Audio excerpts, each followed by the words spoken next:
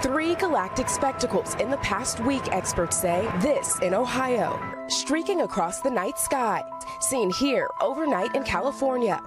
Whoa! Did y'all see that? With this one Saturday afternoon in Houston. That's where it came in at. Part of it crashing through this woman's roof, leaving a massive crater. Henry County emergency management officials confirming they were called to this home where you see that picture on your screen. The owner reported at least one rock crashing through their roof. Various images captured the fireball that made its way across Belgium, France, Luxembourg, the Netherlands, and Germany. The glowing meteorite broke into pieces. One fragment smashed into the roof of a house in western Germany. No injuries were reported.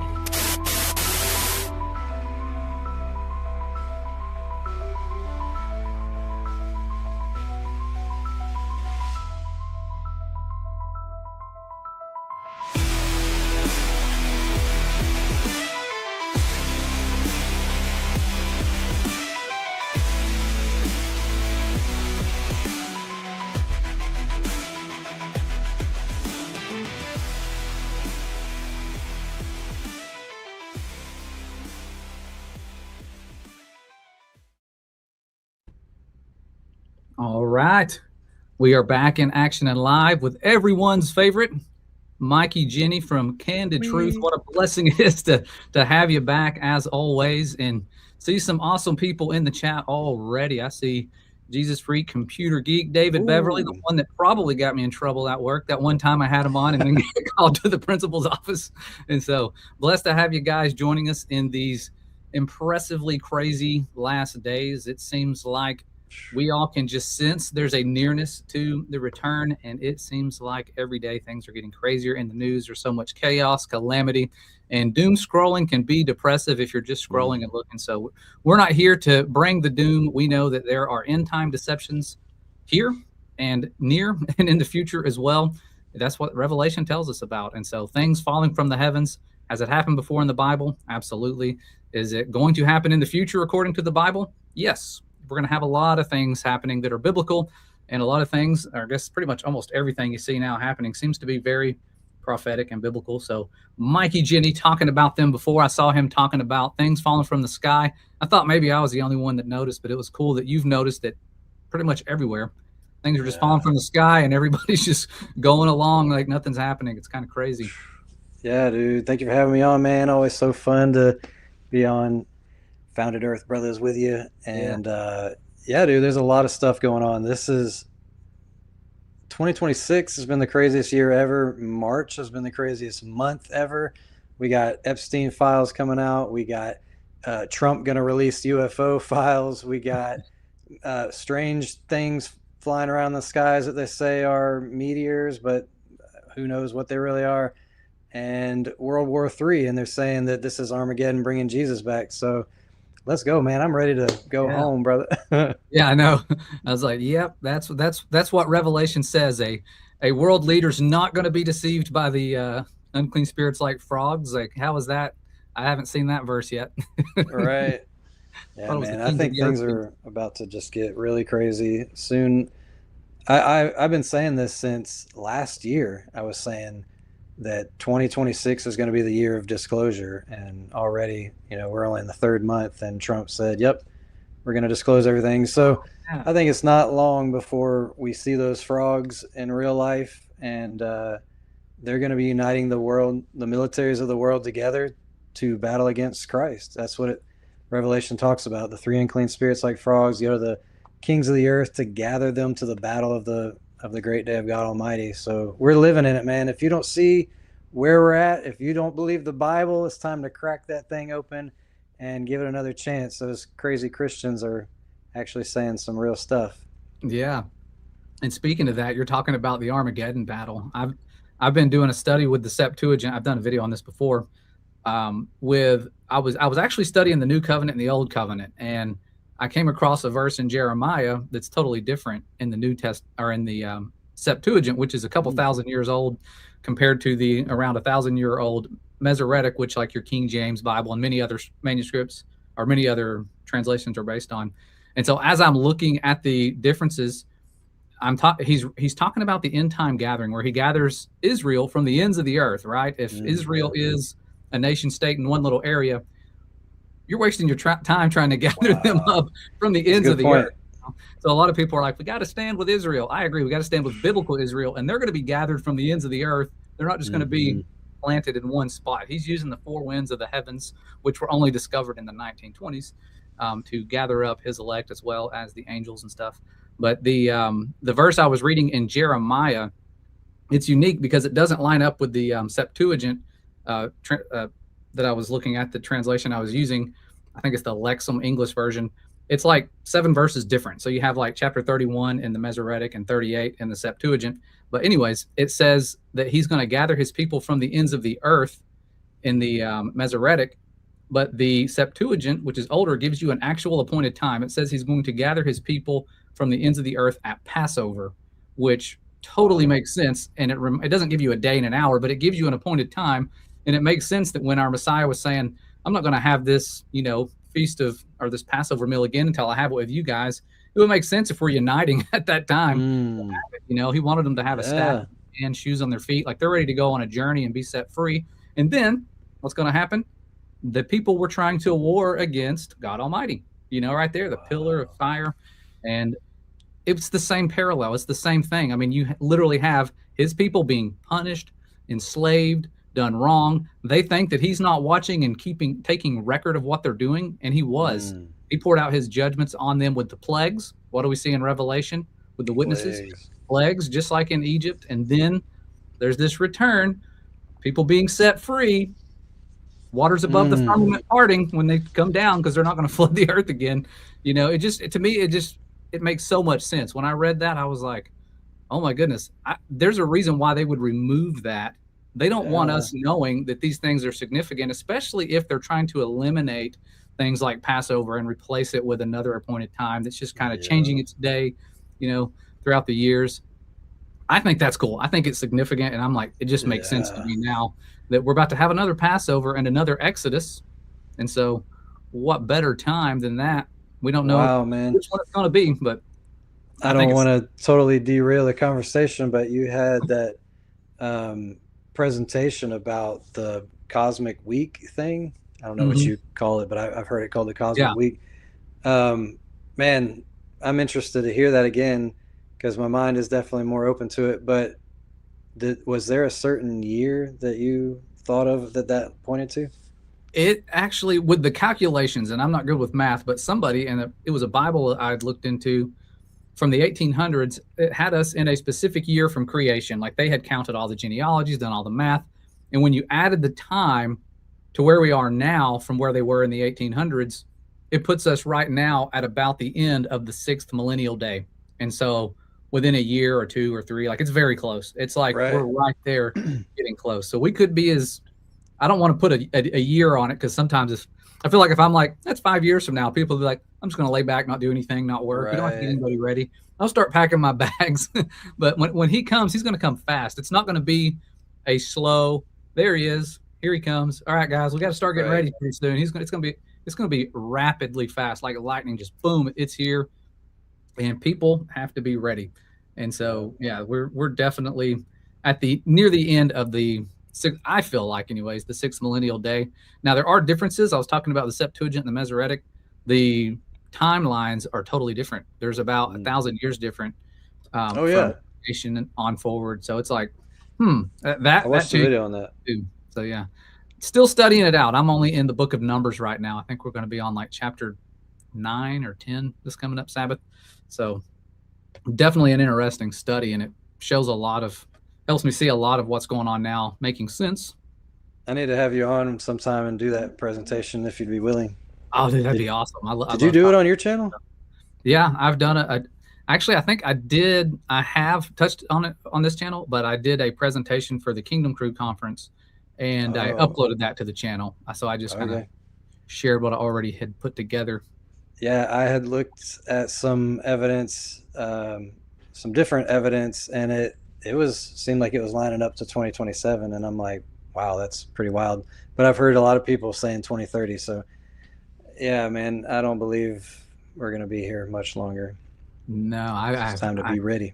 I can feel it. It is time to get ready, and his Holy Spirit being poured out, gathering us together like he has, like with the students that I work with on a weekly basis. I'm like, I always knew his spirit was at work, but until you branch out like you've done and traveled and seen what's going on, Right. It's an eye opener. He is really gathering his people, preparing us for these end times, the deceptions to come. Because if our children don't have a solid foundation, you saw what happened with the pandemic just from news telling us the truth. Right. You know, like imagine when they're going, my friends on social media are sharing this video. It's from somebody I trust. It's from Logan Paul, or it's from so and so. You know what I mean? Like they're going to trust these people their age, these influencers, if they don't get a good foundation in our Father's words and understand really biblical cosmology. Because if we don't understand it, I think a big part of their lie is going to be based on that, simply because they've spent zillions of dollars trying to solidify the lie of infinite space. And even the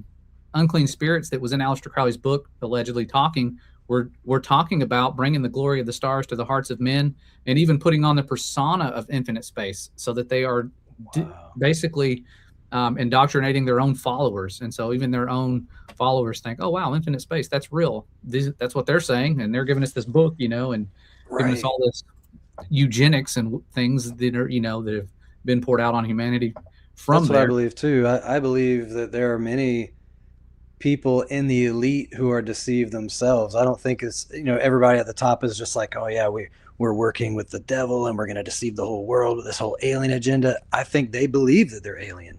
I think that they're communicating with non-human intelligences, and they say we don't know if they're alien or whatever, interdimensional, but they're communicating with some kind of higher beings, and they're trusting them, and they actually believe that these things are coming for our own good.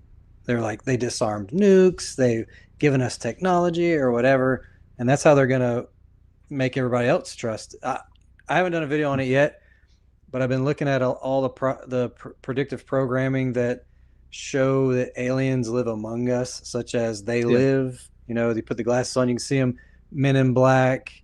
There's tons of movies where aliens, even the Eternals, Marvel, the Eternals, they were like, we've been watching and we've just been, you know, guiding, but we haven't interfered until now.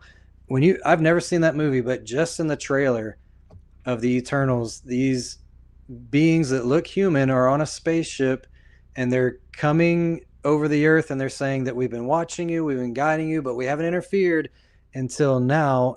And then I think, without knowing the storyline, I can just predict the Gnostic theme, that they until now is because there's a battle against something that's going to threaten the earth. That's what I think. I think that those Eternals came to help humanity fight against some evil threat that's going to take over Earth, and we've been shown that over and over. And so I believe when full disclosure happens, they're going to say, to get our guard to go down, they're going to say, look, they've already been among us. They are here right now. They've been among us for thousands of years and never hurt us. So don't freak out, because they've already been here.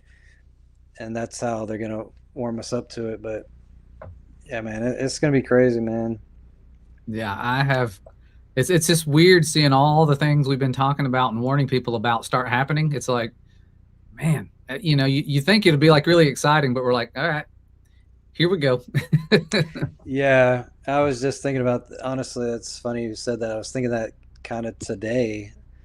I was thinking, you know, when you do a movie breakdown or something, it feels like you have a puzzle and you're decoding it and you're breaking the code and stuff, and it's kind of exhilarating, and you get a dopamine rush, and oh, I'm figuring it out.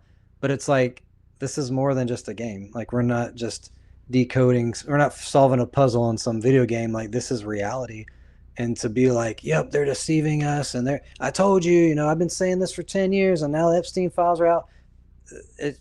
It's really, it's I don't even know the word, but when you realize this is a reality, this is really coming, this is happening, it kind of does something to you. Like, oh, what do I do?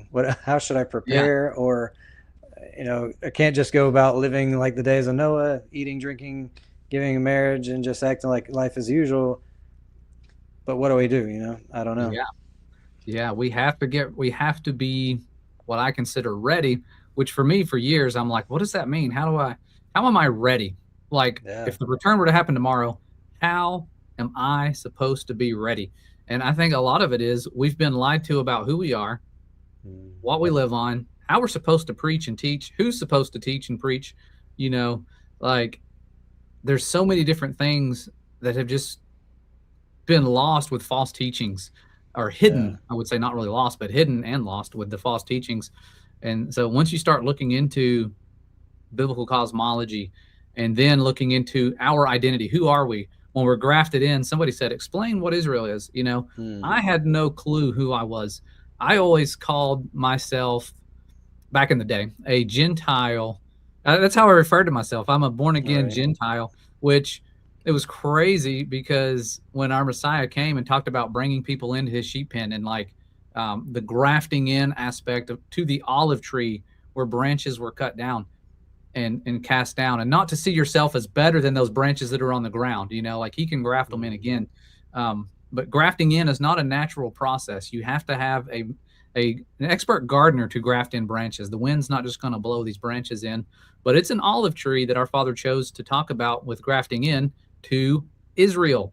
There's not a Israel tree and a Gentile tree, or it's all one tree. And the olive tree that he chose to use as his example there has 46 chromosomes, just like we do. And so he chose it for a reason. And once we become born again, we become grafted into Israel.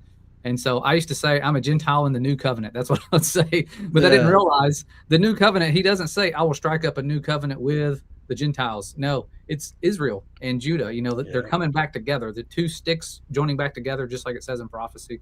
So his children gathered together from the ends of the earth, not knowing who we are, thinking we are just like outside of another sheep pen, that we're not all one big family. But the Bible's one big family book. You know, you look at it and say, oh, here's where we came from.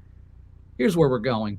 And we're all going to, like, the believers are going to be joint heirs. They're not going to be having two family reunions when we get there. When we get together, it's one big happy family. We're not going to be divided. All the divisions and things that are trying to get stirred up now, it's dark. I don't know how people miss those verses, like God is not a respecter of persons. And when Jesus himself said there's neither, or maybe it wasn't Jesus, or maybe it was Paul, but he said there's neither Jew nor Greek. We're all one in Christ Jesus. Like, that's body. So in your face.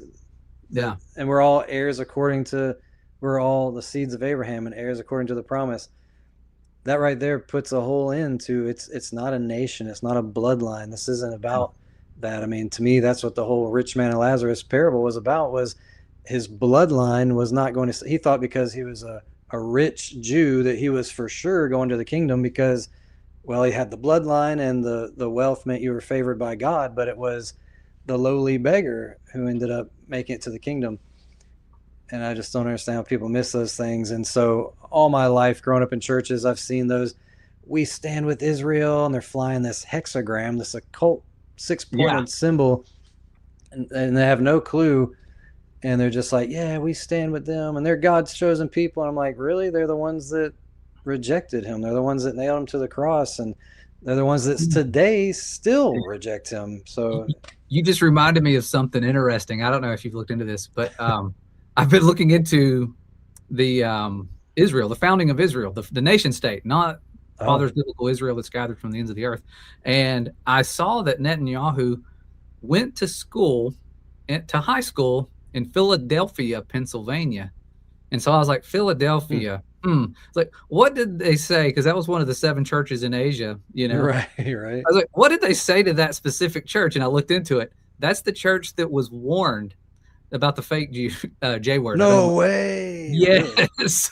Philadelphia. Look up what he says to Philadelphia in Revelation. Wow. I don't even want to read it. I feel like I could get banned on here for reading that. Yeah. In today's world. But he's warning them that they claim they're the people, the J words, but they're not. They're the synagogue of Satan. Like, I was like, ooh, maybe he didn't know why he was going there, but maybe it was to give us all a clue, because that nation state was funded by the Rothschilds and other elite billionaires to become in a so-called nation.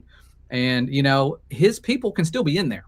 They're being gathered from the ends of the earth. His believers, there's people like us that live in Israel, in the nation state of Israel. There's people all over the world. There's people in Iran that are Israel. There's people everywhere. That's why the gathering is the end of the world, end of the earth's gathering. It's not a little place on a map. Otherwise, you'd be like, I'm just going to reach down and put them right here. Yeah. Yeah. Oh man.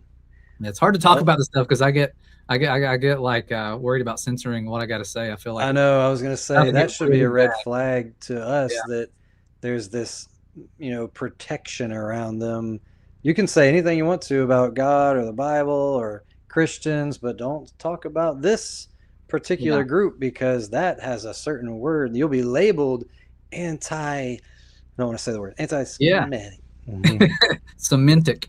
Semantic. Yeah, I got labeled that, and I was at the Ark encounter with that I went there. It's in Kentucky. It's got this ark with dinosaurs and nonsense. It was so bad, not biblical at all. They ignored the firmament, and there was an anti-flat Earth ranter there. His name was what's his name? Danny Faulkner, Danny Faulkner, yeah. And he just went on. He did not quote scripture. He went through and just basically bashed people like me. I'm sitting right there in like almost the front row, and he's like, they're just anti-Semitic. What else do you call us? Conspiracy theorist. And I'm like, excuse me? Like, where are you getting this information from? But that's what he said in front of everybody. He had hundreds of people sitting there watching and just nodding along like, hey, man. I'm like, oh, my goodness. That makes me feel like he's some kind of insider. Yeah, definitely. He's been on all opposition. Biblical creation channels or platforms that I follow. He came to the Flat Earth Convention. Yeah. Yeah, he did. Because I remember Nathan going up to him. Dude. You remember that? Yeah, it's probably what started his rampage. He wrote a book about it. Like, I think it was called Fall Flat or something. He was like trying to go there and sell his books at this place. I was like, man, I wish they'd let me or you speak up there just for a moment.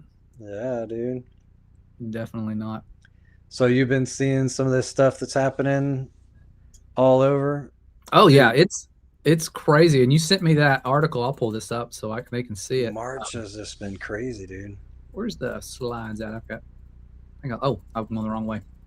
We got a bunch of notes in here. Here we go. You sent me that. And it was showing all the places where meteors, because that's what we're here to talk about, where all these meteor sightings have been happening. And the news people just go, oh, this happens all the time.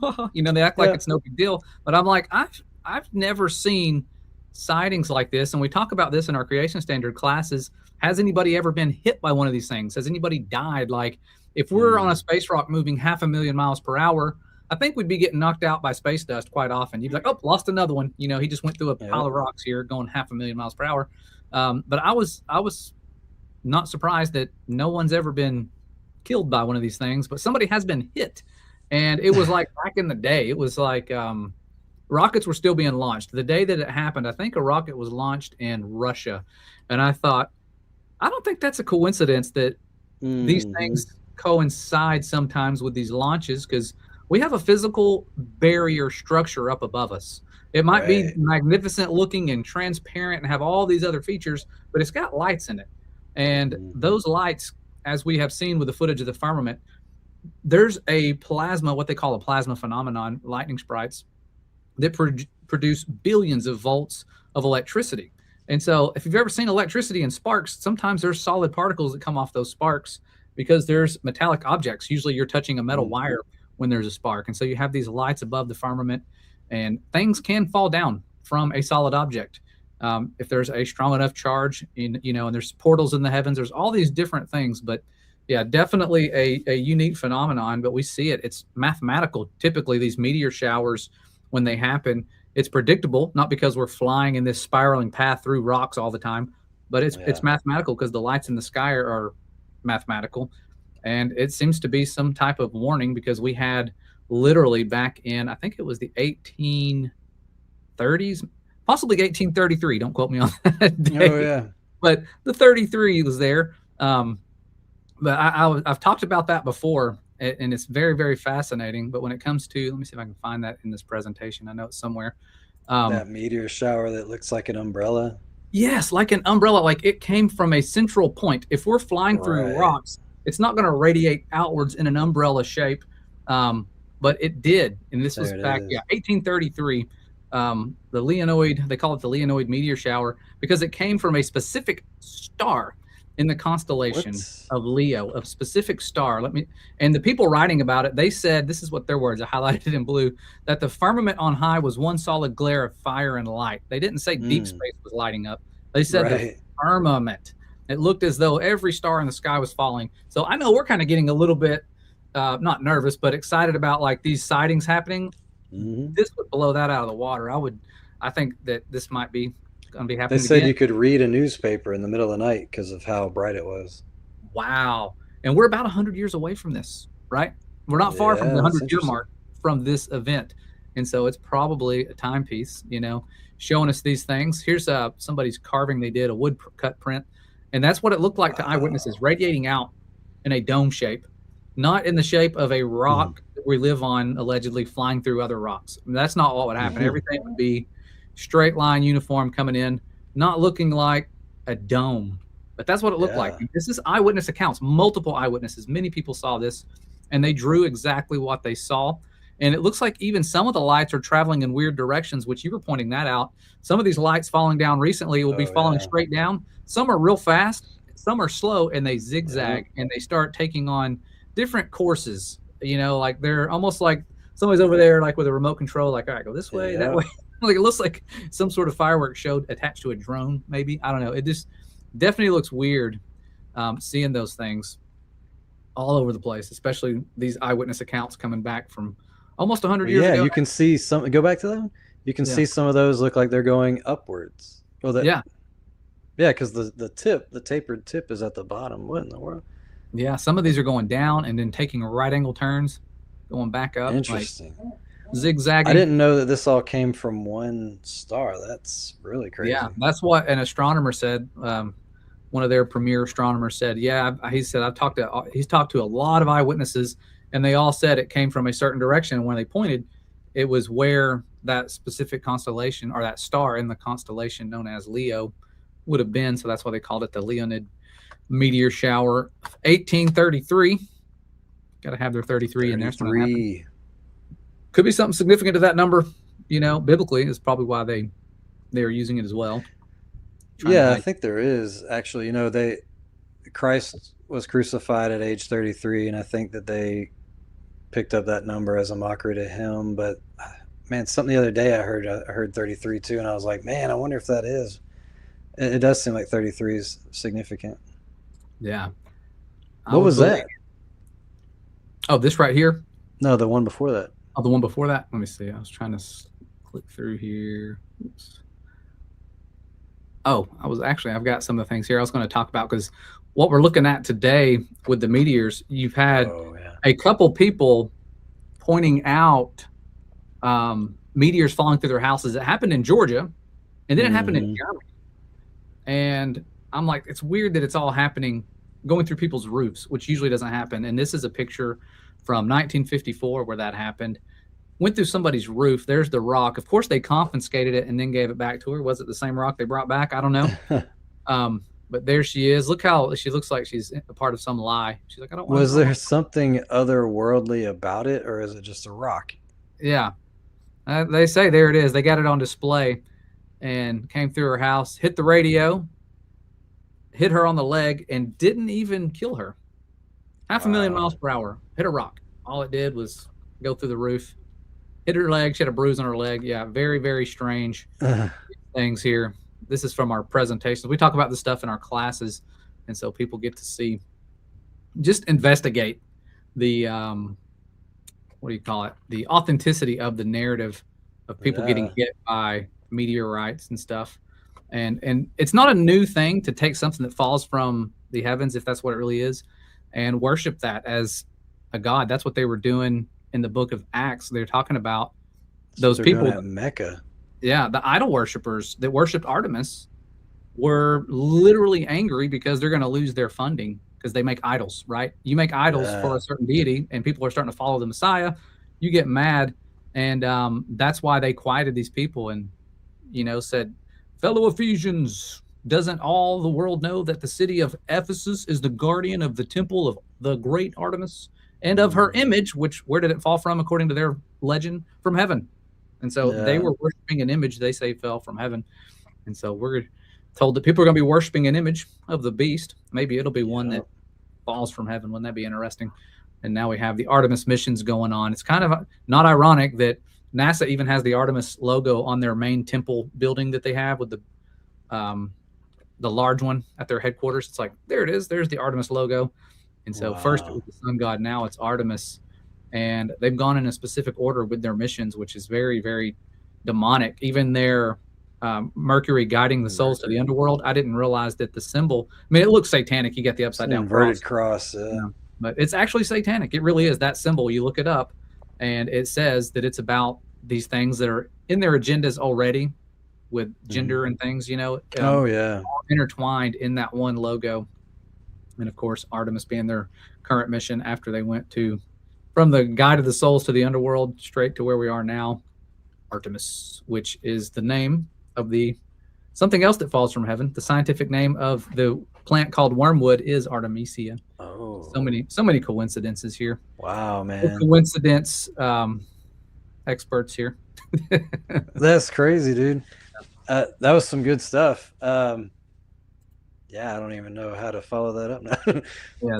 Isn't it crazy though how they say that this stuff has happened? I looked it up. I said, are we seeing more meteors and asteroids now than we have in history? And they're like, oh no, billions of years ago, Earth was plummeted by these things or pummeled by these things. And dinosaurs. They say we're just seeing more now because there's more cameras out there. Well, it's really interesting that the news thinks it's newsworthy in March. NASA, those pictures you showed are all from NASA. Yeah. And NASA thinks it's newsworthy, and they're all from March. So I don't know what it is about March, why March is a big deal, but that's named after the deity of Mars. Probably something to that. Yeah. One that they base their temples on. When you look at the Temple of Mars and look at like the Capitol buildings in every state, they're all shaped with the same entrance. One of the chief deities of Rome up there with Jupiter, which is where we get our Capitol Hill. Capitoline Hill was what Jupiter's Hill was called. Now we have Capitol Hill based on Jupiter's Hill. Wow, dude. You gotta share some of that on our channel, man. Yeah. Because that is deep when you're talking about the paganism into our government. I'd love to hear some of that. Oh yeah. This was an interesting video. There's two videos that were put out here on this trending 911 thing. This happened March 17th, or this was uploaded to their channel on March 17th. And look at that, which you see the tail and it doesn't look like it's flying across the sky. These things usually a meteor, an asteroid, it's like thousands of miles an hour. If you blink, you miss it, right? They are driving. The thing is not moving and it's pointed upwards. And you can see it even in her phone. You can see the tail is pointed downwards and they're just like, what is it? That's so crazy. It doesn't make sense to me that if this is something that's just traveling that fast. And here's another one, actually. This one starts making some unique movements when it finally focuses here. So you can see it looks like it's headed to the right, but now it's going down, and now it's curving around and going to the left. It just made a U-turn in the sky. That's because of the rotation. That's right. Yep. It's the rotation of the Earth. Gravity did it. Wow. And so, like we were talking about, like the news thinks this is newsworthy. And on, I don't have a date on here, but 19 hours ago from whenever I screenshotted this, but fireball reported in the sky this morning in Oregon and Washington. Wow. And then this one shows that they're happening all over. This was all in March. It literally says right there, this is a map of the meteor sightings in the U.S. in the month of March alone. Is something bigger on the horizon? 7 planets. Yeah. Another major fireball event last night, California.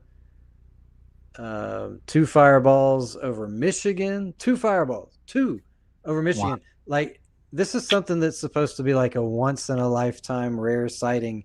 But if you live in Michigan, you get to see 2 already. And if you live in the year of March 2026, you get to see 7 or 8.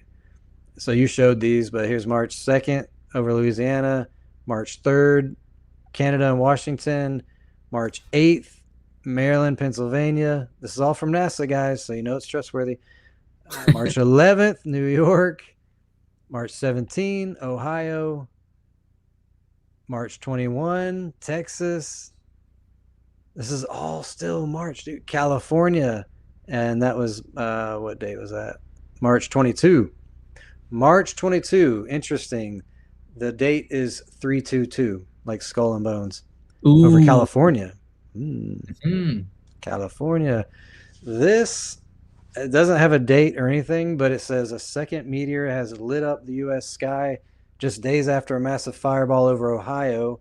Another one explodes over Texas. So some of these supposed asteroids or meteors or whatever, they are exploding in midair. So a rock from the sky, it just sounds so dumb. Yeah. It sounds like a fairy tale. A rock from the sky fell down. The sky is falling. A rock came in, exploded, sends a shockwave through multiple states. Not just like, okay, I get it if people want to rationalize it. Well, if a ball of a rock is on fire and it enters our atmosphere, the heat would be so overwhelming it would just explode. Okay, that takes a lot of faith to believe that, for one. Demonstrate that for me. Can we do that in a lab or something? And when it does, can you make it send a shockwave through multiple states? All right, I'm questioning things here. I don't think this is a rock falling from the sky. I think there's some deception going on here. We know that Satan is the god of this world, that we battle not against flesh and blood, but against principalities, against the rulers of the darkness of this world. And we know that there is a great deception soon to come.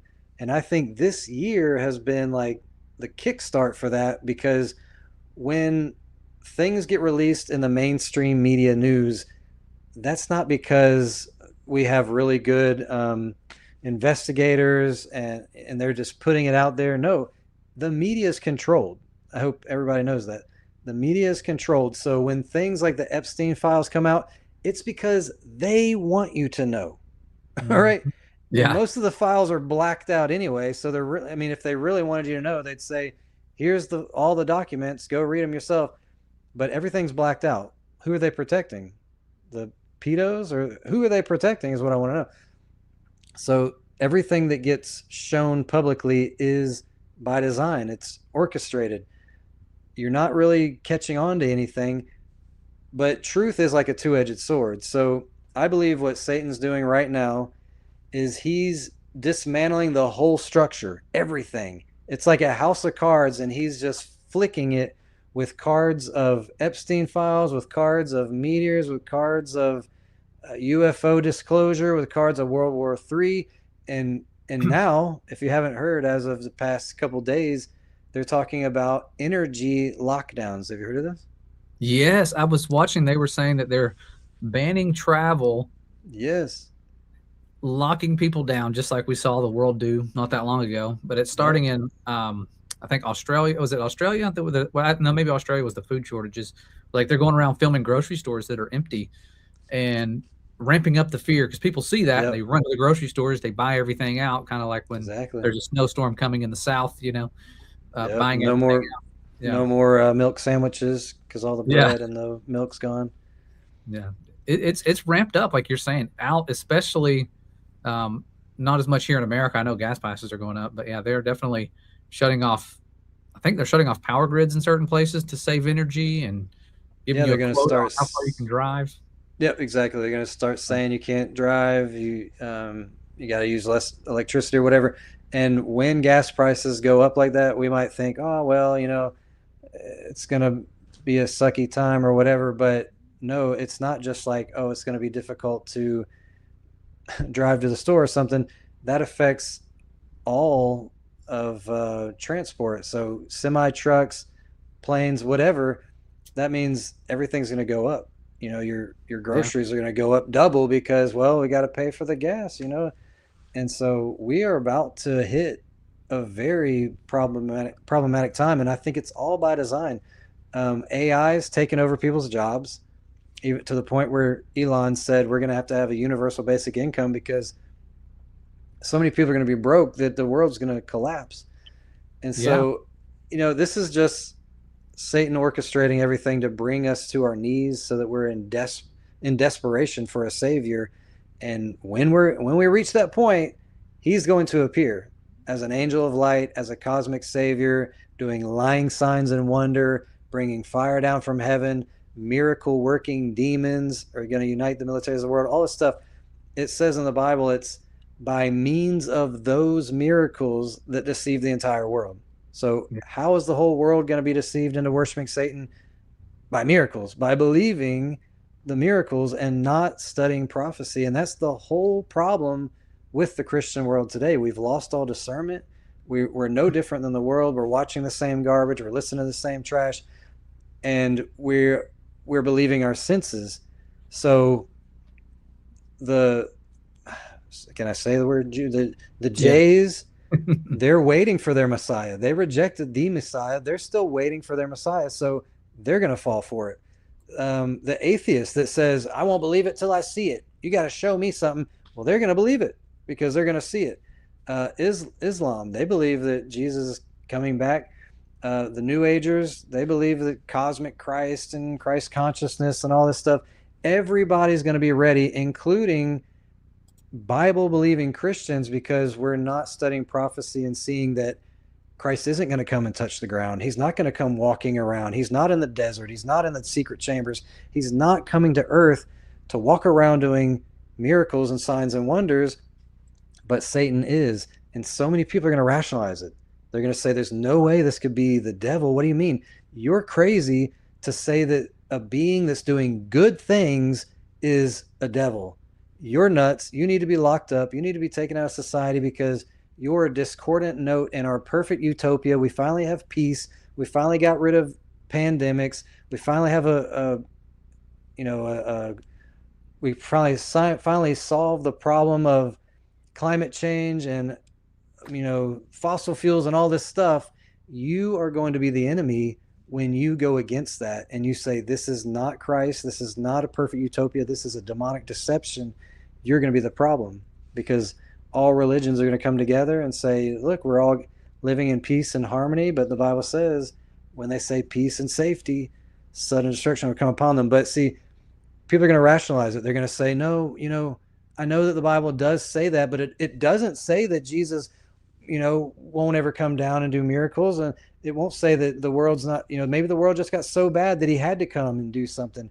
We're just going to find any kind of way to rationalize it. And that's why it's so important to just, our whole reality, our whole truth has to come from thus saith the Lord. What does prophecy say? What does the Bible say? Because your senses are going to deceive you. Your heart is going to deceive you. Your emotions, everything. This is the biggest deception in human history. This is Satan's final opus. Yeah. It's definitely a spiritual shift where we have, just like there's a difference. You're starting to actually go around. You can see the difference when you go out in public and talk to people, that there's the people who are falling for everything, and there's the people who are turning with all their heart back the right direction. And Amen. Such a blessing to be around those people. But we also have to go around the people out of our comfort zone, the ones who are asleep, like I was, Amen. Just over 10 years ago. It wasn't even that long ago that I was buying information on the news, just believing it and having fear, having anxiety. And even now, you see some of this stuff going on when you follow certain platforms that are showing you this is what's happening here and here and here and here. And it's like, oh, it's overwhelming. Like, yeah. Are we next? You almost get that fear again. And I see that happening when you go through scriptures and you look at all the times, our Messiah, he fed this massive group of people with a few loaves of bread and some fish. And it's like, not long after, they're like, what are we going to do for food? Oh no, we're afraid again. And it's like, Have you not seen what's already been done? And here we are. We've seen what's already been done, not with our own eyes, but we've gone through and looked, and we saw unclean spirits at work with Pharaoh, trying to mimic the true miracles of our Father. And could they almost mimic them? Almost, right? You know, like the staffs of Pharaoh's people, his magicians, his wise men, his sorcerers, when they throw them down, they made them look like serpents by using the powers of unclean spirits. They were unclean spirits at work back then. They didn't have some magical, stick, snake, and whatever. Yeah, they didn't have holograms, and that's why theirs were swallowed up. They never could undo, ever, not one time. Look at all the plagues. Did they ever undo one of Father's plagues? Did they ever push back the frogs? Did they ever push back anything? No. They made it worse for themselves because they're so dumb. Yeah. They're like, what can we do, Pharaoh? Or no, Pharaoh's like, what can you wise men do? And they're like, hold on, Pharaoh. See all these frogs coming out? We're gonna make more come out. More. See, we can do it too. Like, what good were those wise men during the plagues? They're going to be useless again when the plagues are coming back with the two witnesses and all the things they're doing, because only our Father has the power to shut off heaven. No matter how much geoengineering they're doing, no matter what they're trying, only our Father has access to those portals. That's why his angels have to stand at the ends of the earth to hold back the winds. Why would they need to go to the ends of the earth if wind is caused by a spinning, twirling globe? We have a solid structure. There's portals in the heavens, and they're described. There's 4 of them around the world in the 4 different quarters, they would call it. You divide the world into 4 quarters, circle of the earth there. There's 4, or not 4, there's actually 12 portals, 3 in the north, because the way we look at maps now with most biblical cosmologists is north is in the center, south is every direction outwards. But if you go back not that long, 500 years, the outer edges, especially the Urbano map collection, I wish I had a picture of this pulled up. It's the circle of the earth aspect. It's a flat map, accurate azimuthal, pretty accurate, not highly, not 100%, but very accurate azimuthal equidistant type of map, like the Gleason map. And that particular map, they have the world divided into 4 different pie slices, with north, south, east, and west all being on the outer edges, not like we would do with a compass and circumnavigating east to west. Oh, interesting. And so when you go back to the old Babylonian map, it's very, very similar to that as well. It's that circle of the earth, outer edges type of deal. And but they have winds blowing in from the outside, out beyond Antarctica. They have winds blowing in, and they describe it on their map when you translate it as the winds, where they're coming from. And so the book of Enoch talks about it. It says he was shown 3 portals in the north and the east and the south and at the ends of the earth. It doesn't give all 4 directions. It only gives 3, but he didn't finish the tour there. But I thought, man, that's interesting that they talk about shutting up heaven. When it talks about the droughts and the famine, what did they do? They shut up heaven. They didn't stop the clouds. They shut up the firmament. So there's so many different things. And that's why the angels are going to go to the ends of the earth, because that's where Enoch says he went, the ends of the earth. And so, I think it's fascinating that he saw those, and we didn't even, scientists, mainstream science, didn't even discover the 4 winds that are prophesied about by John in Revelation, or Messiah, several others. And those 4 winds were discovered in 1920. They talked about it like it was just common knowledge spiritually, like the ones who were the prophets and in the know. They knew there were 4 winds. They didn't say the 5 winds, the 6 winds. It was like, no, 4. Yeah. There's 4. And now what do we know? There's 4 jet streams. And they're going fast. They're the fastest winds, and the fastest winds, those are like 150, 200 miles per hour. They're extremely fast up above us. They're going in the same direction the earth is allegedly rotating. So their wind beating the world in its rotation if we're a globe, right? Whoa. That doesn't make sense. They're going the same direction, but faster. They're beating us. How did they ever get that's crazy. Ever, it's not possible. It's insanity to think that's a spinning globe. True science is debunking all the false science. Dude, it's incredible. I didn't know hardly any of this stuff until last year when we did Creation Standard. I'm studying weather, and I started learning about the portals in the heavens. And then I'm like, okay, wait. If the portals are at the ends of the earth, that means the fastest winds are going to be at the ends of the earth. Let's go to Antarctica and see if that's where the fastest winds are. Guinness Book of World Records. Whoa, no way. Fastest winds in the world come from Antarctica. Wow. And in the south. That's where they come from. So I'm like, it's almost as if there's a solid structure with portals in the heavens that can be shut up so that it doesn't rain, because it says rain and snow and wind and all that comes from there. And it's surrounded by weather stations so they can see these winds coming out and tell us way in advance, this is where this front's going to end up. This is where it's going to go. So we can predict weather really well if we understand where the weather's coming from. And that's why hurricanes, the closest one's ever been to the North Pole, is about 600 miles, which is very close, right? South Pole, it's thousands of miles, that as close as they can go, because they can't go back to where the portals are blowing from. They can't go and do a U-turn and go, we're going to go back this way. That's where the winds come from. Wow, dude. Crazy. Like it's so scientific. Like it's not like, no, it's just guesswork. It's like, nope, like it matches what the prophets have said. And we just got to put it to the test. And just believe it is one thing, but just put it to the test. Fine. It. Don't take our word for it. Taste and see that the Lord is good. Come, let us reason together. God does not want you to, believe my Bible, just have faith and set your brain on the shelf. Everything he has is testable. Everything he's created, his whole system of things, I was just talking about this earlier today. God doesn't make any rules because he just wants to keep us from having fun. It's like, the Bible says don't get drunk with wine. It's like, well, why? I like it. It's fun. Well, have you seen what it's doing to your brain? Have you seen how many people have died from it? How many people have been killed while driving drunk? And then it's like, God created sex. It was the first commandment, really, was be fruitful and multiply. He made it. It's a great thing when used properly between one man, one woman who are in a marriage covenant, and they can create life and all this stuff. And Satan comes in and perverts that and says, no, you can have it with as many people as you want and with the same gender and all this stuff. And you can do a simple search. I did it today. Literally, I said, what lifestyle group is the highest percentage of HIV?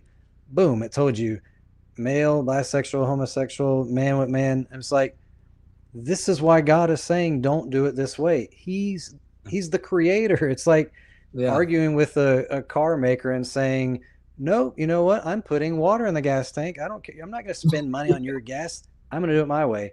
It doesn't work. And when you try it, it results in bad things happening. Yeah. And I know I fell for the lies. Like we're programmed. We don't even realize it when we're watching TV. You talk a lot about the programming, and my brother was noticing that. He said, man, anytime you watch a movie, there's never a romance scene between like the married couples. It's always like they romanticize extremely the affairs, the adultery, the one night stands, and they make it just seem like this like, oh, this is a heavenly thing. That's the worst thing you could ever you could do for yourself. Like when you fall for that lie, you're setting yourself up for so much heartbreak. And like you said, diseases and all these things. He's trying to protect us from these things. You don't hear about his people suffering from those things when they're keeping his ways. They're never, it's not like, oh, well, they got AIDS now because they were keeping my commandments. Like it was for life. It was so that they could not get, deceived into falling for something that's created and promoted by these unclean spirits, things that are causing you harm. And that's how I had my first heartbreak, was because I thought, the world had all the answers. They were leading me to, if you get this job, if you get this, if you get that, like you're going to have happiness. There was nothing but darkness when you step away from him in pursuit of worldly, temporary things that'll fall away. And boy, when they fall away and you're leaning on something, you fall with it. So be careful what you lean on. And you ever seen those things? Somebody leans on something and it just falls and they go with it. Yeah. That's a trust fall you don't want to have with this world. Lean on the Most High. He's not going anywhere. Amen. He is a strong foundation for you to lean on. He's not leaving. Well, lean not on your own understanding. Yes. I did have something here. I think it's interesting. Wow. And now that I'm looking at this, I saved this before. It looks like it's AI generated, but this is still just a visual of places where these giant holes are that we are told are from meteors. And there's Mexico, South Africa, Canada, USA, India, Australia, another one in Australia, and 2 in Russia. And there are these giant holes in the ground that are miles wide with this upturned edge. And that's what they say, that a meteor made this, that something from the sky fell in this, something from the sky that's miles wide. And so here it says the largest confirmed meteor impact site on Earth is the Vredefort crater in South Africa, which is approximately 250 to 300 kilometers, which is equal to 155 to 186 miles wide. Like, that's crazy. 155 miles wide. But how was it created? NASA knows. Created roughly 2 billion years ago. This massive structure is also known as the Vredefort Dome. That's interesting. According to NASA science. So when we start believing these things, like, oh, things are falling from the sky and this big crater was actually caused by something that fell from the sky, you get math like this. 2 billion years ago. Why? Well, they have to hide the fact of creation. They have to hide the fact of a young earth. These are the people whose acronym literally means to beguile, to delude, seduce, lead astray. Why are we going to put our trust in them? You've seen this interview. Yeah. We don't have to show it, but Carol Rosen, when she was talking to the creator of NASA, the Nazi scientist that helped form NASA, told her in his last dying years that the one world order was going to be formed by space weapons, and they were going to propagate that through fear of terrorist asteroids. And she said he laughed because it was funny. And then the final card, which is aliens. Yeah. And so, I'm wondering, when we see a crater like this, where's the rock? How come there's no rock? There's not a rock anywhere in sight at any of those sites around the world. A 155-mile wide rock is gone completely. Well, it smashed. It was really hard. It smashed really fast. Did it disintegrate? I mean, like, the top half of that up here, that didn't even get an impact. Wouldn't this thing, even if it would just like split in half or bust into a million pieces, there'd be evidence of it somewhere. And we never see any of these meteors look like they came in at a 45-degree angle, leaving, a scrape on the ground and rubble in the bottom. It's literally just this big pool, a huge pit that's straight down, 90 degrees down, like every meteor just happens to fall straight down at 90 degrees. So I just think we need to start asking some questions and not just believing everything that we're told. And so I don't know what you think about this, but this is a picture of a geyser. And this is what it looks like when it blows up. And that, this is the hole it leaves, which is much like the holes that we were just looking at. But this water gushing out of this makes me think of the days of Noah. In Genesis 7:11, it says, it starts giving these dates, and it says, the same day were all the fountains of the great deep broken up, and the windows of heaven were open. So we know that the flood that flooded the entire world was caused by the firmament being opened up and the waters above coming down, but also waters below were busting up. Some kind of fountain of the great deep was busting up and shooting up in the air like a geyser, flooding this earth. And then in Genesis 8:2, it mentions it again when it talks about it finally all stopped. The fountains also of the deep and the windows of heaven were stopped, and the rain from heaven was restrained. So what were these fountains of the deep? And if there was like a geyser type thing happening with water busting up through the earth, wouldn't it leave some kind of marking, right? Yeah, that's a real good point, because I think it's the fourth book of Ezra, which used to be in the King James, to Esdras. Columbus was quoting that to get funding for his journey. And that book talks about 7 fountains of the deep. And it talks about the world being divided into 7 parts, with 6 parts land, 1 part water, which literally shows us creation right there. Before, back when Columbus was trying to get funding, he was saying, look, this book tells us there's 6 continents. We only have 5 on our bogus globes right now. Yeah. And so I know there's more land if I go this direction. And so Columbus believed those scriptures. Now we see they're true, 7 parts. Wow. And so, yeah, there would be these massive craters, whether they're deep in the ocean or on land. You would see them. And I like what you're pointing out, because that's the same thing. The the known causes of these craters, because some of them are unknown, and that's where they say billions of years ago. But we've got known causes, like you said, geysers. The one on the left says it was caused by a magma that rose from beneath an airport and superheated groundwater, causing an explosion. And that's what it would look like. A bomb went off, an explosion caused by heat and water. So this is a scientific explanation. They believe that. Yeah. And they think the one on the other side, though, it's a giant rock 155 miles wide fell from the sky. Yeah, and they look exactly the same. Like, I can't tell it. If you told me the one on the left was caused by a rock, okay. The one on the right caused by a rock, I'm not there to see it. But the one on the left has a known cause. And so and that was a real good point about the streaks, because when we're talking about these things hitting the Earth, you see these things going at all different angles, right? Never up from below the horizon, but always down, diagonal, and sometimes changing their trajectory. But it's always perfect circles. And our moon, which we're always facing the same side of the moon, or the moon's always facing us with the same side, has perfect circular craters on it as well. And so a lot of people say, how did we get the craters if it's not a space rock? Well, there's a lot of reasons, but I know that it wasn't a space rock skipping the Earth and hitting it straight on. If it's hitting that face that's locked in its orbit around us to where it's just facing us with that same face, it would have to be getting hit at sideways angles, and unless we're shooting it from the Earth. That's such a good point, bro. Yeah. Dude, that is like mind blowing. I want to make sure other people don't miss that.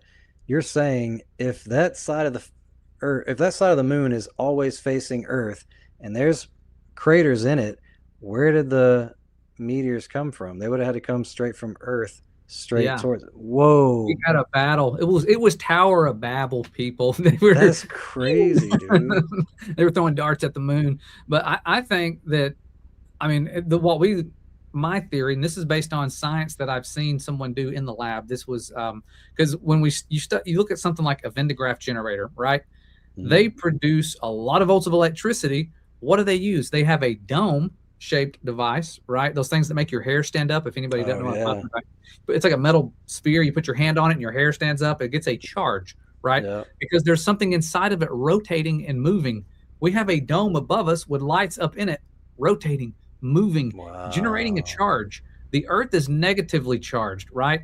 As you go higher, the charges increase. Lightning knows to go down, not because of gravity, but because of the charges. And so there's this electrostatic properties of the Earth. And I found out a few weeks ago, Earth is what they call electrit with a T, electrit. I didn't even know what that was. But you know how you can get a magnet that keeps its magnetic abilities? You know, they have these magnets that you can just buy and they stay magnetic. You know, you can do that with objects and make them charged with an electric charge, positive and negative, to where they can pick up objects. So you can pick up stuff like random stuff with it, and it stays charged. Like when you get a balloon and you rub it on your head, it makes things. It'll stay charged. The Earth is like that, and it gets its charge generated from the heavens. And I didn't know that. I didn't realize that, you know, essentially as you go up, there's this major increase in charges, very much so as you get higher and higher. If it's just deep space up there, a vacuum, a void, nothing, there would be no need for a charge to be generated. But these things are powerful. And we have this plasma phenomenon known as lightning sprites that use a lot of volts of electricity to even exist. And so if you break the barrier, it doesn't work. Same thing. I have a question for you. Go ahead. I thought you had mentioned this before, but have you ever seen, I was a kid when I saw it on like Nova or PBS or something, and then I never heard about it again. But they did some super slow-mo video of lightning bolts, and they looked like they were going from the ground up. Have you heard of that? Oh yeah, lightning, it actually does. Yeah, you're right. Lightning comes down, it's going downwards, but right before it hits the ground, it's like it meets another bolt comes up. So it actually does. It's not actually striking the ground like it appears. Yeah, it looks like it, but it knows to originally go downwards that direction because of the charge. Then of course they meet, kind of like when you touch a trampoline when you're charged, you know, and you go pow, you know, like it just seems to appear. But there's the Venn diagram generator. There's a side diagram. What I was trying to explain is you can see, I mean, look how many volts that is, 100 to 300,000 volts of electricity. And it's the amps that would really kill you. The volts, it's not as bad, I think. If the amperage, that's what really makes the difference. You want to look into that. But lots of volts of electricity. And with electricity, with a Van de Graaff generator, you can take a smooth surface and hit it with charges. And you've seen those lightning sprites. When you hit this with those charges, pow, pow, pow, on a smooth surface, look what it makes. Wow, bro. Look at this. It makes craters, just like the moon craters. That is so cool. So that's not the moon. I see the electric. On the right, it's not the moon. The left, I believe the two left pictures are the moon craters, or at least the bottom left is. The top left looks like it might be a little phony, but the bottom left, the moon craters. And I couldn't tell the difference. I colored it gray just so my kids could see. It looks very similar. Like I'm convinced that's how they were made, because lightning sprites are way larger than that. I mean, that right there is 100,000, and you're talking billions of volts. And with the flood waters moving and all those things happening and all the calamities we've had throughout time, the heavens being shaken, you could imagine the moon was probably smooth at creation. At least that's my theory, that it was as smooth and pristine. And with those calamities and things that have happened throughout time with the flood, it may have had those charges. I mean, just bam, because that makes sense. Yeah, that makes sense. That we have no idea what creation looked like before the fall. We've never seen it with our own eyes, and I bet a lot of it was very perfect. And after the fall, you got roses with thorns, and you got weeds and just death, leaves falling in the fall time, all this stuff. So the moon probably could very well be damaged from electric charges. Yeah, I think so. I mean, everything in creation is electric. We're electric. Our heartbeat's electric. Like, our nervous system is electric. Like, seems like a pattern. And when you have a common creator, not common ancestors and all that nonsense, but a common creator, he tends to use the same things. And that's why we have like life and motion that we can't mimic. Like, plants do things that we can't do in the lab. We can say, oh, wow. I mean, we're figuring out that plants are taking sunlight, air, water, and making every food imaginable. But we can't take sunlight, air, water, and make anything like that. Not even close. Yeah. And it's like the stuff that he makes with those ingredients are amazing. It's like I was talking about this yesterday with my son and people, my family. It's like oranges. Like, they come packaged, pre-sliced with something in them to grow another tree that makes the same thing. Like, pre-sliced. Like, who like, how can we deny that there was not a creator making that? Like, why would they need to be sliced and packaged? Like, you're saying the exact words almost that I said earlier today. We were looking at a tree that my wife had planted, and it was blooming and stuff. And I was like, only a fool can say there's no creator. I mean, you take a dead seed, and they can be dead for thousands of years. They found seeds in Pharaoh's tomb, and they grew. You take something that's dead and dry, you shove it down in a hole. I mean, that doesn't even make sense. You shove it underground away from the light, and somehow once it gets water, and it just starts going up, not down, or not to the left or to the right. Somehow a dead seed with no brain, it doesn't matter. It doesn't matter if you should put it in this way or this way. You shove it in the ground, it starts moving up, and it grows, and then it grows fruit that you can eat. And when you eat it, like you said, it's got more seeds in it. It's a endless resource, and for thousands of years, it just keeps going, and we can't even figure out how a seed works. Yeah, because it packs energy. Okay, imagine it's packed energy for a journey, because that's what it has in it. That's that stuff, and that's why we eat seeds. They have energy. They need energy. They can't do photosynthesis, so they're burning calories. They're actually doing cellular respiration like we do. They're not making oxygen yet. They're underground, and they're breaking through the soil. It takes energy to climb through dirt, like to break yourself out. Like, that'd be hard for me if you've ever been buried in the sand. You're like, I can't get up. Yeah. Like, these seeds grow out. They're growing. How would they know to pack energy for a journey that none of them have ever been on yet? If you're evolving, if you're the first tree in existence, you're like, okay, I'm here. Now I need to make more of myself. Yeah. What are my little ones going to need? Oh, they're going to need food. You would have to have like this foreknowledge to go, all right, the same with sperm. If they evolved, like, they pack fructose for their energy. They have an energy source. They're burning fuel. They're moving. If you were to scale them up, it's like a speedboat, Yeah. How did that first one know to go and pack something for a journey that nobody would have survived and came back and said, hey, you got to make sure you pack some fructose for this journey. You're done. You're dead. No more existence. You have one generation to get this stuff right with all of life, all of it.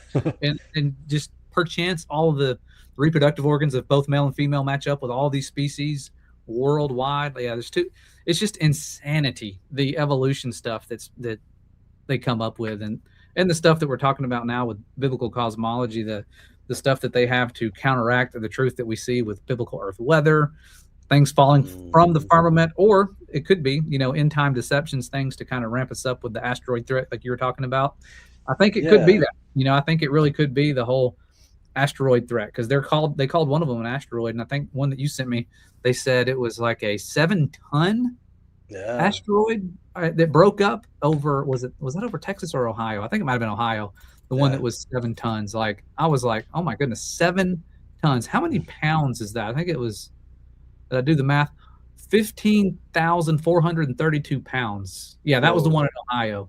So I was just thinking, my goodness, how did they weigh that thing if it, it broke up and now it's in smithereens? But they're like, oh, it broke up. They can't even find any of the pieces, but it was 7 tons. And they know this information instantly. Yeah, this is just the blind faith that we have. They think that we have blind faith. Oh, you stupid Christians! You believe this book, a fairy tale, some god in the sky. But oh nope, the scientists said it was 7 tons. Yep, that thing that flew by and it's gone now. 7 tons. They know. They're smart. We got to start having our own news channels that are like the same. It was 10 billion tons. Yeah. And the Meteor guy that found the one in Georgia was like, oh, this is older than the Earth. Like, you've already carbon dated it. You just found it. Yeah. He's like, yep, 4.7 billion or however many billion years. They just add billions as if any of us are going to be able to like do a test on it. And like, yeah, we know it is because of the shape that it has. I'm like, oh yeah. You know what old billions of year old meteors look like? Were you back there when they were made? Like, it was the size of 200 flamingos. Yeah. It weighed 10,000 water balloons. Yeah, I like how they make up the random stuff like that. The random analogies. So what do you think about this stuff, man? Because that stuff that I saw like spinning around, for one, that just goes completely contrary to any logic that this is a rock flying into our atmosphere. Once gravity takes over that rock, it's going to go one direction. It's down at an angle, something. You're not going to slowly move and make a U-turn. And so I believe, for one, this could be, I think it's a combination of things. I think it's satanic deception, military deception. It could be fallen angels messing around, shape-shifting just to put fear in people. It could be literally a rocket. It could be man-made rocket, and maybe they were like, maybe it didn't blow up. We had 2 of them blow up and send a shockwave. I think that's a rocket. And when you see one making a U-turn, maybe it was like, oh no, it didn't blow up yet. I better turn around and buy myself some time. And then people would say, well, why are they finding rocks going through roofs? Well, you know how easy it would be to strap a rock to a rocket, so when it blows up, there's shrapnel going somewhere. I mean, it's so the deception is so easy, really, if you just think that way. We don't think in deceptive ways because, I don't know, we're not we're not people that are trying to play psychological warfare on people, but it's really not that hard. And so I think it's a combination. But you had some interesting things before we started talking about things that fell from the sky in the Bible days and stuff. And what about, have you seen these? This was way back when I was looking into the asteroid threat. People were finding these things, and I thought that might be what we're seeing because they look like firework remnants. You can even see like where they've been burned and charred. And so I thought maybe they were practicing back then and trying different things. Maybe because this was from years ago. This was like 10 years ago when I was finding that these were showing up in many different places, Australia, Brazil, looks like, I don't know, all over the world is what it looked like. And they were leaving craters. Cannonball or something. Yeah. I mean, look, they do leave craters though. I mean, there's the craters like you showed in your picture. They're still there. It's still there. In the hole. Whatever that's what it would look like. Yeah, being launched. Maybe this is like kind of like what an old star. It's still there because it's the size of a pinata. But if it's 155 miles long, what do you expect? It's going to disappear. Yeah. Yeah. Its journey was so long. Yeah. Ran out of energy. Yeah.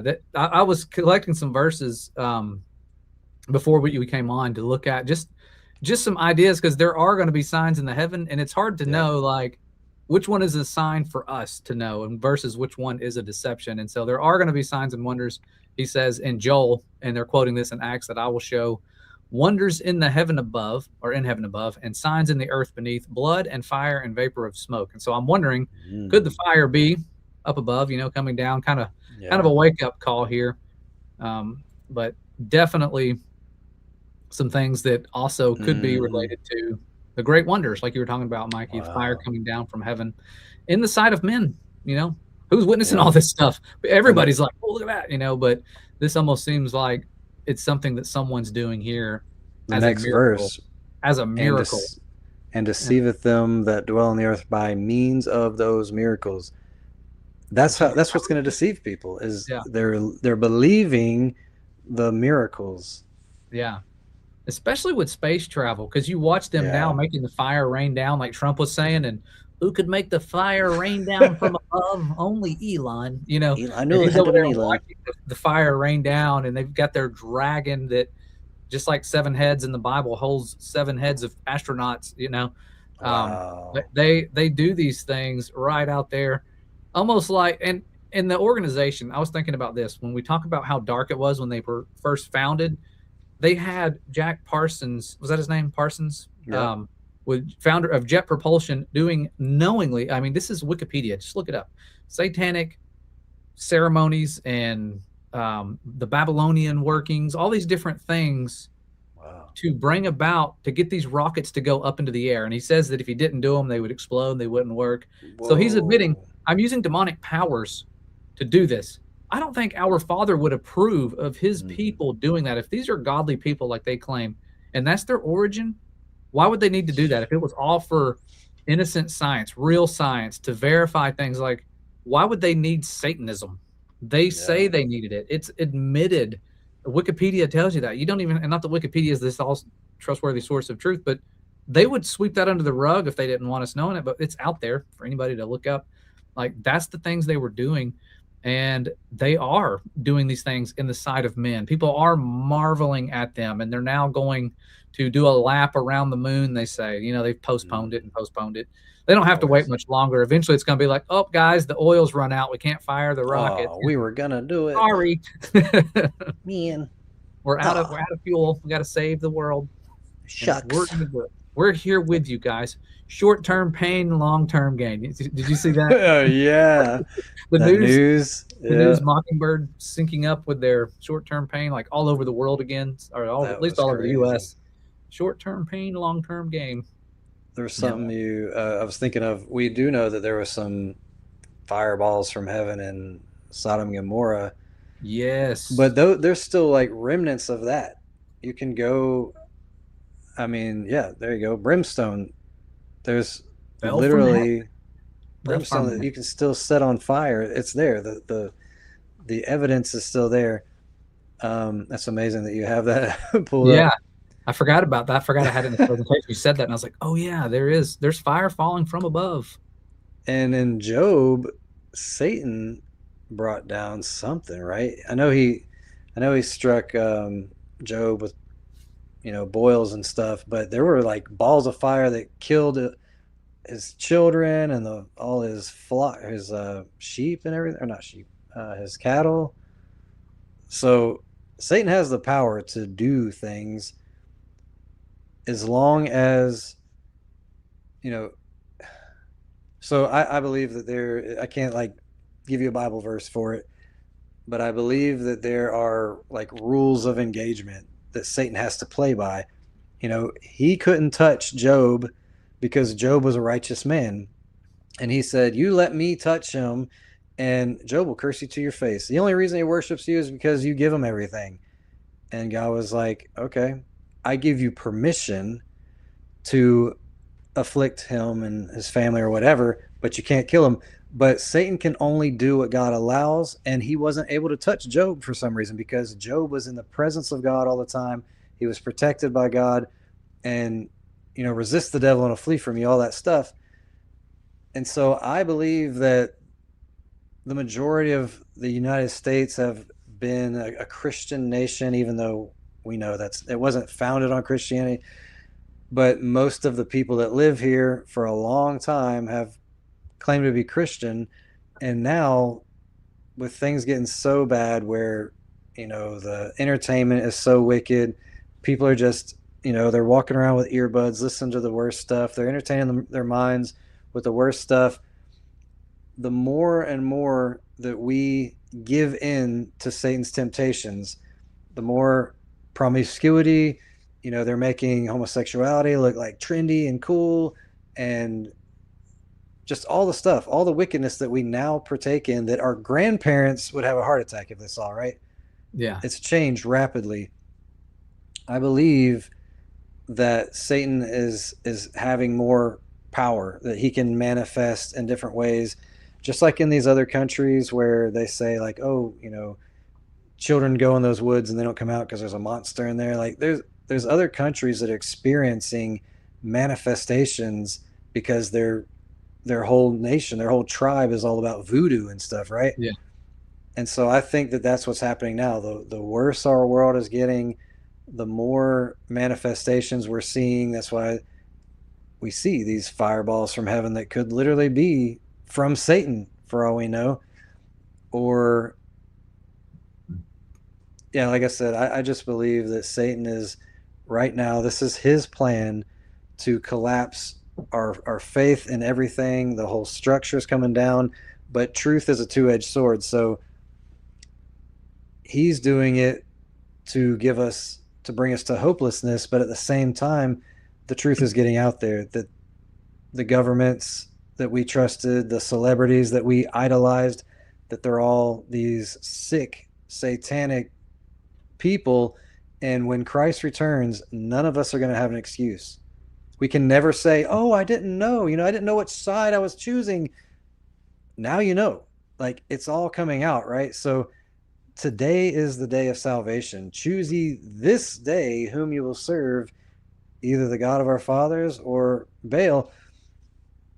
But it's all out there now. You know what I'm saying? Like there's no hiding anymore. And now you have to make a decision, because I believe we're about to be entering into a very deceptive time, and Christ is coming soon, and we need to be ready. We need to be on the right side when he comes.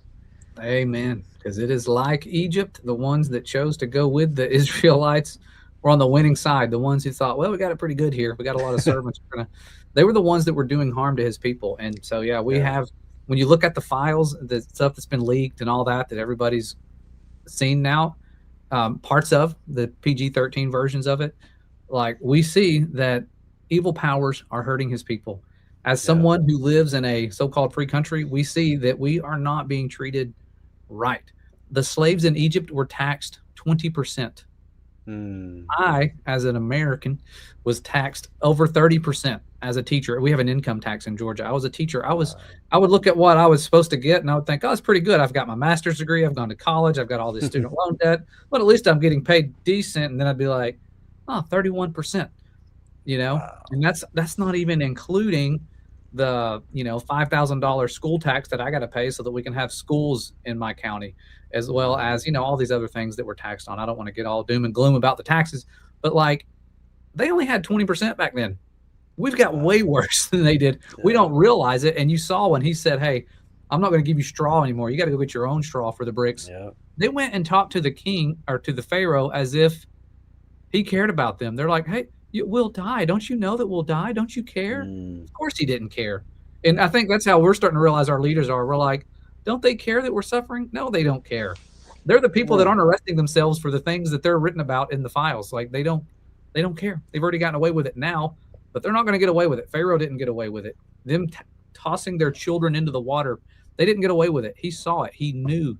He kept record, and he punished them. That's why their chariot wheels are still at the bottom of the Red Sea to this very day. That's why the shoreline has melted, solidified soil to this very day. Still melted, still fused together, stones infused in melted sand. Like, it's going to happen again.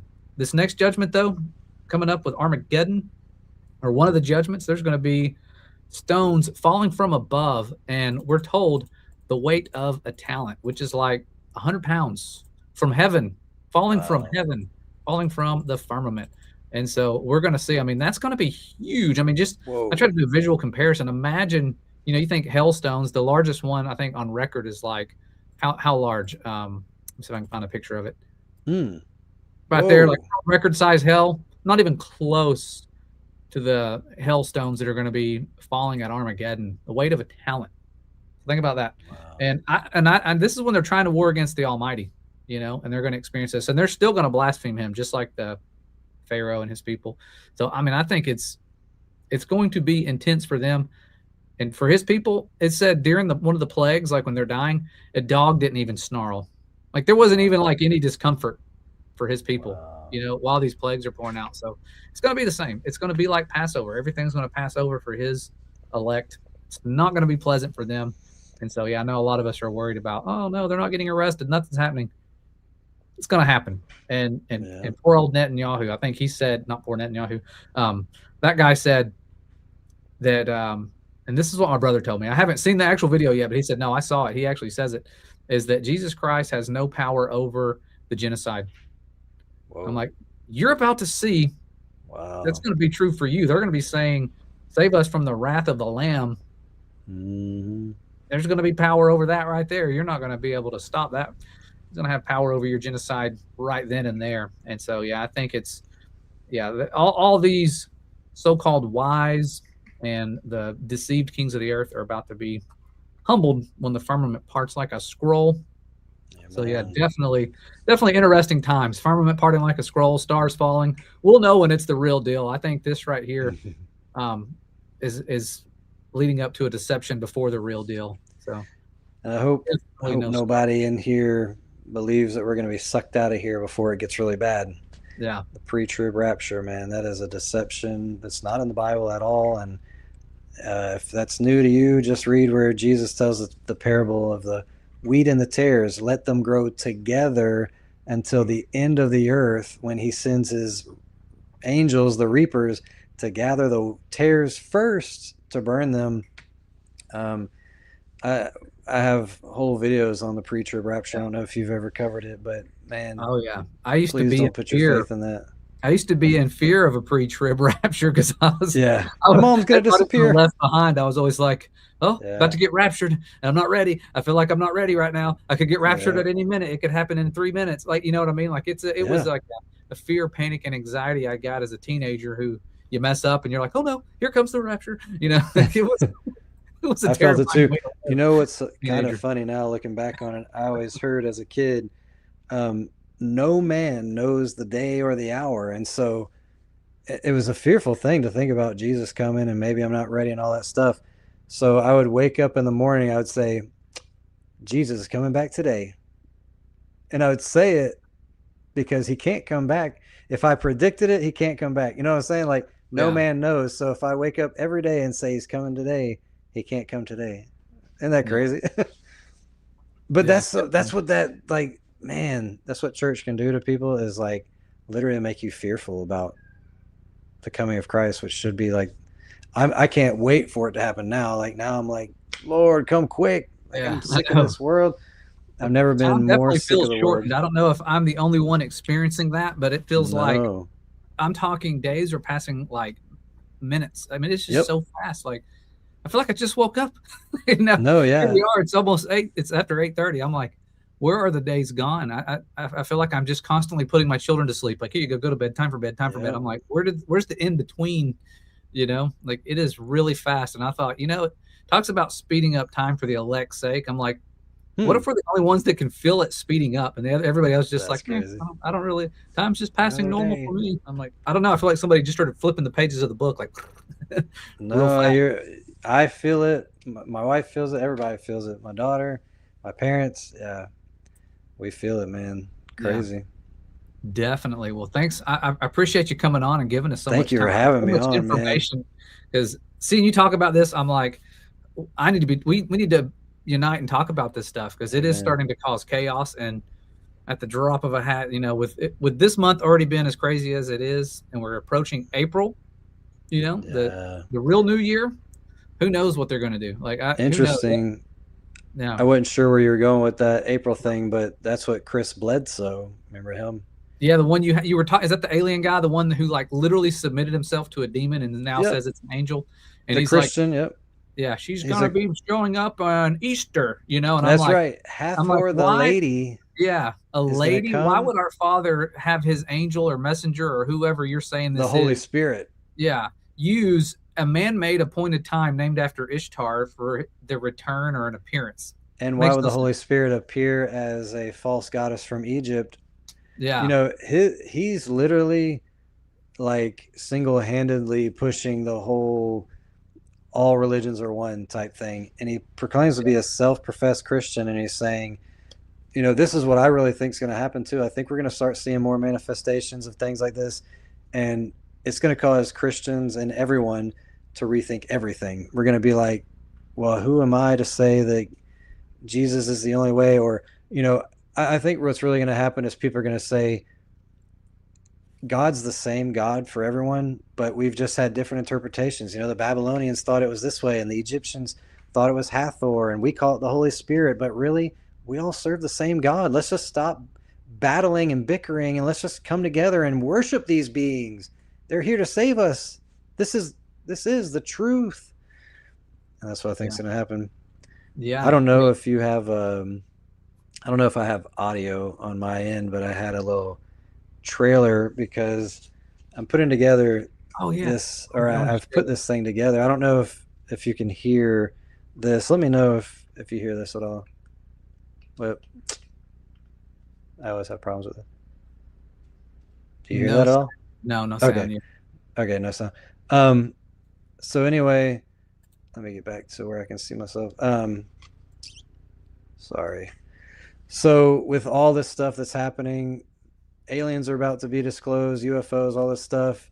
I've put together this brochure that's about this size, and when you open it up, it tells the whole thing about the 3 unclean spirits like frogs going to unite the militaries of the world.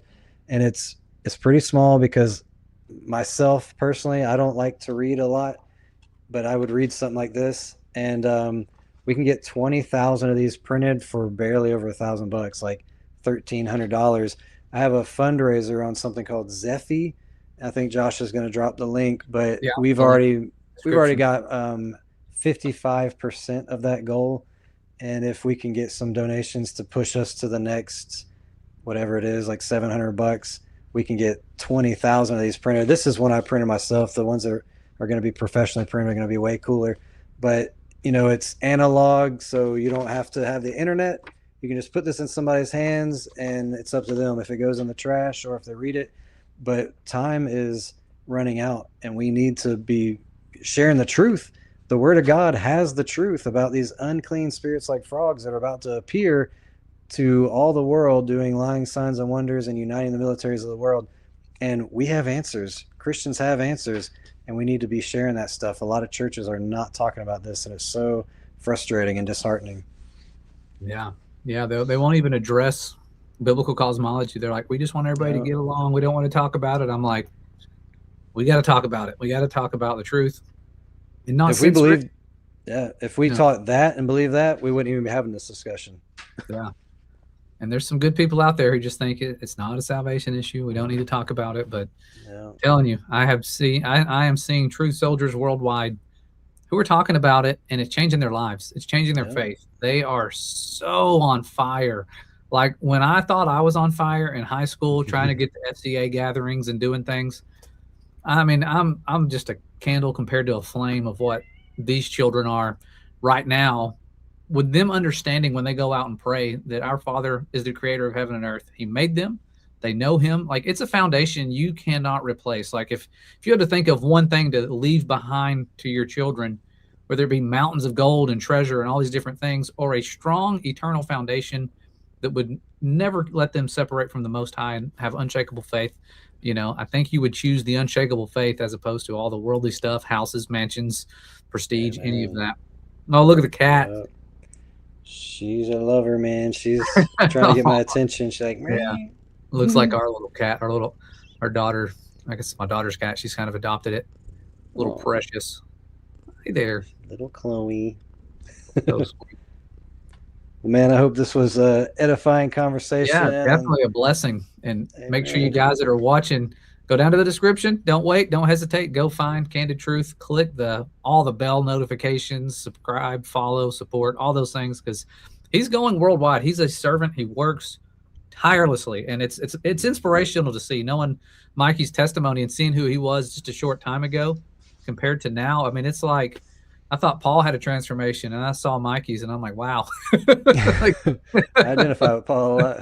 But man, you're doing awesome things, man. I love seeing where God's brought you right now to get you out of the Babylonian indoctrination camps and really speaking the truth. And your classes are growing, and even worldwide. It's so awesome. And we've gotten to do some events together. It's been super cool. Yeah. I cannot wait for the next one that we get to do together. Oh, that was awesome. I'm still recovering from the excitement of that road trip. That was fun. Awesome. Yeah, we need to do that again. 12 hours to Texas. Yeah. It flew by, though, like you said. It really did. It flew by fast. Yeah. We'll go slower next time. We'll drive slower. That's right. Well, great. Thank you so much, bro. Yeah. Thanks, brother. I appreciate it. And those of you, again, make sure you go and subscribe, support the Candid Truth. You guys hopefully have been blessed like I have, getting to see some wisdom from our brother Mikey here. It's been a great blessing, but thanks again for your time. We will see you guys next time. Thanks to our moderators as well. You guys are a blessing, the behind the scenes blessing that we don't often get to thank all the time, but your reward is not lost. So thank you for all of your support and your help. See you next time. Have you been working overtime to protect your children from all the lies, indoctrination, and agendas, only to find out that the stuff is everywhere? If so, you're not alone. There are countless truth soldiers out there who are enduring the same battle you are, and there's something we can do. And we're not here to hand out blindfolds to everybody so we can protect all of our children.